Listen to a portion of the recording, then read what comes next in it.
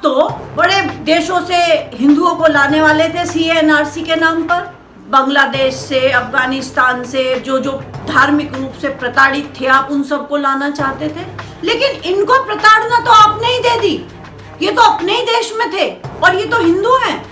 तो क्या आप हिंदू विरोधी हैं? वो 3000 करोड़ की मूर्ति के लिए आप पैसा खर्च कर सकते हैं। आप 8000 करोड़ का पर्सनल जेट अपने लिए, हवाई जहाज खरीद सकते हैं, लेकिन मजदूरों के लिए आप 100 करोड़ भी खर्च नहीं कर सकते हैं। कर लीजिए आप बड़ी बड़ी घोषणाएं कि हमने ये करा, हमने वो करा। आपने कुछ नहीं किया है। आप संकट के समय में उस मजदूर को उसके घर जाने से भी रोक रहे हैं। इससे ज्यादा निर्दयी और क्या होंगे? आप कहते हैं कि मैं आपका सेवक हूं। ऐसा सेवक होता है? ऐसा सेवक होता है कि जनता तड़प रही है, चिलचिलाती धूप के अंदर वो चल रहे हैं, बारिश के अंदर वो चल रहे हैं, ओलों में वो चल रहे हैं, भूखे प्यासे चल रहे हैं। आप विश्व गुरु बनना चाहते हैं? ऐसे बना जाता है विश्व गुरु? आपको तो 56 भोग चाहिए होते हैं खाना खाने के लिए, लेकिन मजदूर जब नमक और चावल खाता हुआ चल रहा है तो सारी दुनिया देख रही है।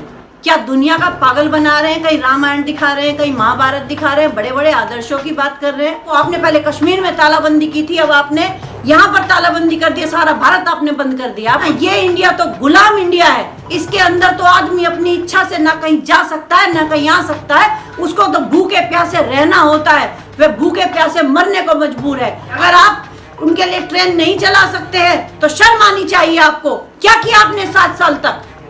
कहाँ के आप राजा बने घूमते हैं? ये जो बीजेपी के दफ्तर बने थे उनको आपने क्वारंटीन सेंटर क्यों नहीं बनाया? आज सब कह देते हैं हमने हाथ खड़े कर दिए हैं, हम मजदूरों के लिए कुछ नहीं कर सकते, हम नहीं संभाल सकते हैं। नहीं संभाल सकते हैं तो उतर जाइए सिंहासन से। सिंहासन पर क्यों बैठते हैं फिर? नमस्कार, मैं डॉक्टर शालिनी राकेश। हम सभी लोग पिछले 40 दिनों से देख रहे हैं कि मजदूर निरंतर पैदल चलते जा रहे हैं।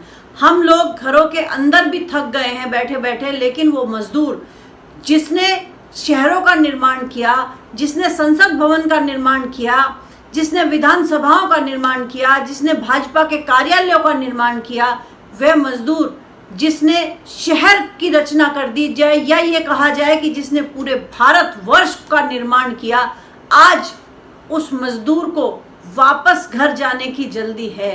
वह अपने घर जाना चाहता है, लेकिन सरकार उसको घर जाने नहीं देना चाहती है। हम नहीं जानते थे, लेकिन मजदूर इस बात को जानता था कि सरकार उसकी मदद करने वाली नहीं थी। इसीलिए मजदूर ने पैदल ही अपने घर का रास्ता ले लिया था। और ना जाने कितने मजदूर पैदल चलते हुए मृत्यु को प्राप्त कर चुके हैं। छोटी छोटी बच्ची जो पैदल चल रही थी, एक बच्ची तो ऐसी है जो मृत्यु को प्राप्त हुई है और अपने घर से 11 किलोमीटर दूर ही उस बच्ची ने दम तोड़ दिया था। अगर कोई गर्भवती महिला जो 7 महीने की प्रेग्नेंट है, उसके बावजूद वो 12-12 घंटे का सफर कर रही है। लोग बॉम्बे से लखनऊ पैदल आ रहे हैं। लेकिन क्या इस आजाद भारत के अंदर आज हमारे देश के मजदूर को इतनी भी इजाजत नहीं है कि वह अपने परिवार के पास जा सके? क्या वह बंधुआ मजदूर है? क्या आजादी के बाद भी इस देश का मजदूर गुलाम है? अगर हम आजाद हैं तो हमारे देश का मजदूर भी आजाद है। यह सब जो कुछ भी आप की वजह से इस गरीब मजदूर को सहना पड़ रहा है, इसके लिए आप दोषी हैं। देशभक्त होने का ड्रामा क्यों किया था फिर आपने? अगर आप देशभक्त होते तो लॉकडाउन करने से पहले आप 15 दिन घोषणा करते, हर आदमी अपने घर जा सकता था। और यह मजदूर तो इतना स्वाभिमानी है, यह तो आपसे पैसे भी नहीं मांगता, यह तो आपसे 2 वक्त की रोटी भी नहीं मांग रहा। यह तो सिर्फ इसकी मजबूरी देखिए कि यह अपने प्रदेश को छोड़ करके दूसरे प्रदेश में अपना पेट पालने के लिए गया है। और जब वह वहां पर भूखा मरने लगा है तो वह वापस अपने घर में जाने की सोच रहा है, लेकिन आप उसे घर जाने देना नहीं चाहते हैं। आपकी पहली चाल, जब मजदूर पैदल चलने लगे तो आपने उनको क्वारंटीन सेंटर के नाम पर रोक दिया, उनके ऊपर केमिकल का छिड़काव किया। उनको क्वारंटीन सेंटर जिन्हें आप बोलते हैं वो एक तरह के तबेले हैं, उनके अंदर उनको ठूस दिया गया जैसे वह कोई गुनाहगार हैं। वो गुनाहगार नहीं थे, लेकिन फिर भी उन्होंने यातनाएं सही। उनको इस तरह से खाना दिया गया जैसे जानवरों को खाना डाला जाता है। उसके बाद भी वह मजदूर हार नहीं माना, फिर भी वो पैदल चलता रहा। वह अपने घर जाना 40 दिन पहले भी चाहता था, वह आज भी अपने घर जाना चाहता है। आप आज उसे रीढ़ की हड्डी बता रहे हैं कि यह भारत की रीढ़ की हड्डी है। आपको पहले दिखाई नहीं दिया था कि यह भारत की रीढ़ की हड्डी है। इस रीढ़ की हड्डी की वजह से ही भारत टिका हुआ है। ये जो संसद भवन बना है, ये जो विधानसभा भवन बना है, किसने बनाया? इसी मजदूर ने बनाया। ये जो पर्यटक स्थल है जिन पर हम सभी लोग घूमने के लिए जाते हैं, वो सब किसने बनाया? ये उस मजदूर ने बनाया। ये जो मध्यम वर्गीय परिवार आज हाउसिंग सोसाइटी के अंदर रहता है, इनका निर्माता भी मजदूर ही है। और आप तो बड़े देशों से हिंदुओं को लाने वाले थे CA/NRC के नाम पर, बांग्लादेश से, अफगानिस्तान से, जो धार्मिक रूप से प्रताड़ित थे, आप उन सबको लाना चाहते थे। लेकिन इनको प्रताड़ना तो आपने ही दे दी। ये तो अपने ही देश में थे और ये तो हिंदू हैं। तो क्या आप हिंदू विरोधी हैं? क्या आप मजदूरों को वापस आने देना नहीं चाहते हैं? क्यों आपका मन ऐसा हो गया है? आप इतने कठोर कैसे हो गए हैं? वो 3000 करोड़ की मूर्ति के लिए आप पैसा खर्च कर सकते हैं। आप 8000 करोड़ का पर्सनल जेट अपने लिए, हवाई जहाज खरीद सकते हैं, लेकिन मजदूरों के लिए आप 100 करोड़ भी खर्च नहीं कर सकते हैं। 2 घंटे के प्रोग्राम के लिए आपने ट्रंप के आयोजन जो आपने किया, उसके अंदर आपने 100 करोड़ रुपए खर्च कर दिए, लेकिन मजदूर के लिए आप 100 करोड़ रुपए खर्च नहीं करेंगे। पहले आपने कहा कि हम मजदूरों से किराया नहीं लेंगे, लेकिन आपने मजदूरों से किराया लिया। आपने मजदूरों से कहा कि ऑनलाइन रजिस्ट्रेशन कराए जाएंगे। आप बताइए कि मजदूर तो अंगूठा छाप होता है, अगर वो पढ़ा लिखा होता तो वह मजदूरी करता? मजदूरी करने वाला अंगूठा छाप व्यक्ति कैसे ऑनलाइन फॉर्म भरता? उसे ऑनलाइन फॉर्म वो नहीं भर सकता, इधर उधर धक्के वो खाता रहा। जब उसे दिखाए हताशा हुई, 40 दिन रहने के बावजूद भी वो घर नहीं जा रहा था, वो फिर से पैदल चल पड़ा है।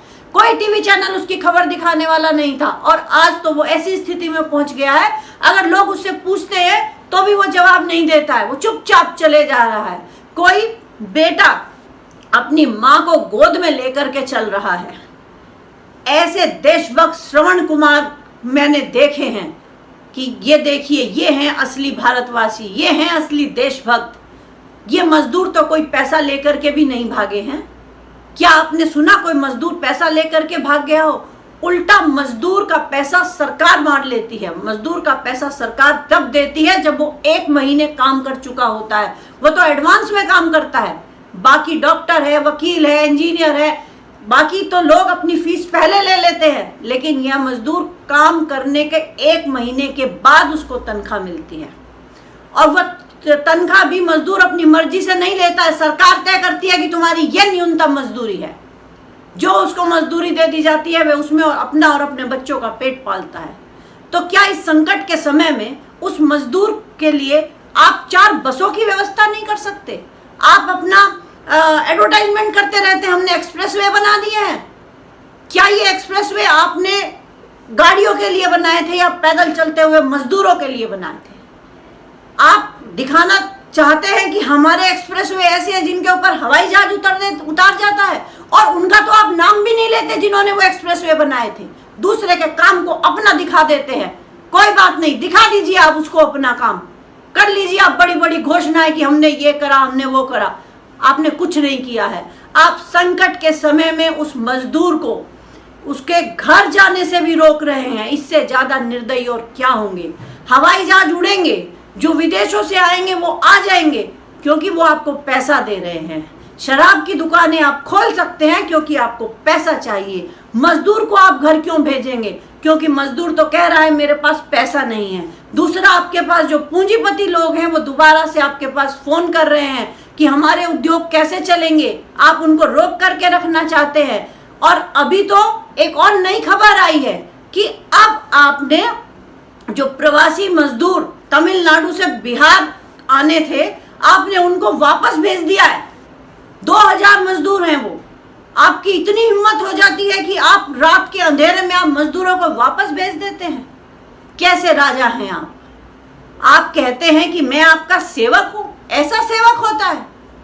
ऐसा सेवक होता है कि जनता तड़प रही है, चिलचिलाती धूप के अंदर वो चल रहे हैं, बारिश के अंदर वो चल रहे हैं, ओलों में वो चल रहे हैं, भूखे प्यासे चल रहे हैं। आप विश्व गुरु बनना चाहते हैं? ऐसे बना जाता है विश्व गुरु? एक तरह से ठीक भी है।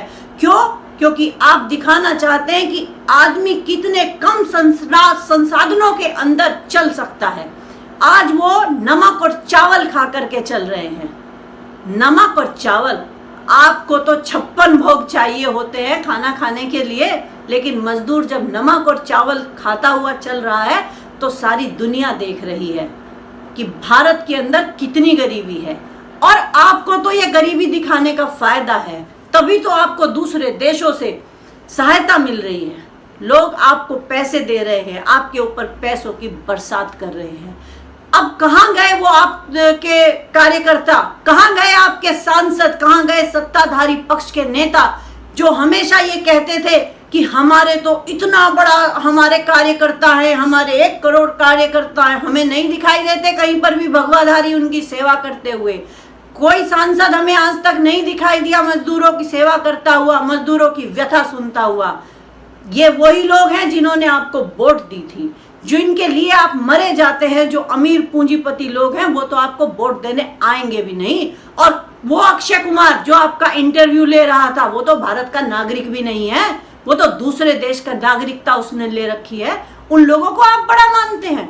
इनके ये लोग बड़े नहीं हैं, ये भारत के हैं। इनका दोष सिर्फ इतना है कि ये गरीब है, ये स्वाभिमानी है, ये भारत के निर्माता हैं। आप खुद देखिए, अगर आपकी रीढ़ की हड्डी खराब हो जाए तो आप बैठ नहीं पाएंगे।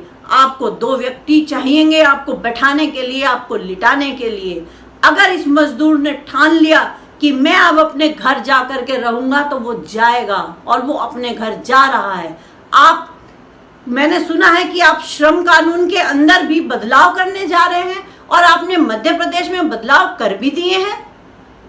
आप दोबारा से बंधुआ मजदूर लाना चाहते हैं या दास प्रथा दोबारा से लागू करना चाहते हैं? अरे दास प्रथा तो भीष्म पितामह ने खत्म कर दी थी। क्या दुनिया का पागल बना रहे हैं? कहीं रामायण दिखा रहे हैं, कहीं महाभारत दिखा रहे हैं, बड़े बड़े आदर्शों की बात कर रहे हैं। और ये क्या कर रहे हैं आप? ये राजा का कर्तव्य नहीं है कि प्रजा सुखी रहे। आज आप बुद्ध पूर्णिमा पर बड़ा बड़ा भाषण दे करके चले गए। क्या बौद्ध धर्म के मानने वाले लोगों के लिए क्या करते हैं आप? क्या ये मुसलमान है? ये मुसलमान नहीं है, सारे हिंदू हैं। 90% हिंदू हैं मजदूरों के अंदर। सिर्फ उनका दोष इतना है कि वो ओबीसी SC ST समाज से हैं। मैक्सिमम लोग वहां से हैं, इसलिए आप उनको घर नहीं भेज रहे हैं। हम आपसे रिक्वेस्ट करते हैं कि इन मजदूरों को अब घर जाने दीजिए। और अगर आपने समझदारी से काम लिया होता तो जिस समय देश के अंदर लॉकडाउन हुआ था उससे पहले आप इन मजदूरों को घर भेज देते और इस समय तो वो वापस आकर पर काम पर लग गए होते। क्या आप उनको पेंशन देते हैं? क्या करते हैं आप उनके लिए? कुछ नहीं करते हैं। वो बेचारा जब तक काम करता है तब तक रोटी खाता है। जिस दिन वो काम करना बंद कर देता है उस दिन वो टीबी का मरीज होता है। कोई उसको पूछने वाला नहीं होता है, उसके फेफड़ों का बुरा हाल हो जाता है। ये जो आप ऐश और आराम करते हैं ना, ये उन मजदूरों के बलबूते आप कर रहे हैं और आप उन्हीं को घर जाने देना नहीं चाहते हैं। उनको मत रोकिए, उनको घर जाने दीजिए, वरना इस भारत के अंदर ऐसा समय भी आ सकता है कि ये मजदूर ठान ले कि मैं साल भर तक काम नहीं करूंगा। सारे भारत के अंदर तालाबंदी हो जाएगी। आपने क्या 2 महीने की तालाबंदी करने का शौक है आपको? आपने पहले कश्मीर में तालाबंदी की थी, अब आपने यहाँ पर तालाबंदी कर दिया। सारा भारत आपने बंद कर दिया। आपको नए नए एक्सपेरिमेंट करने का शौक चढ़ चुका है।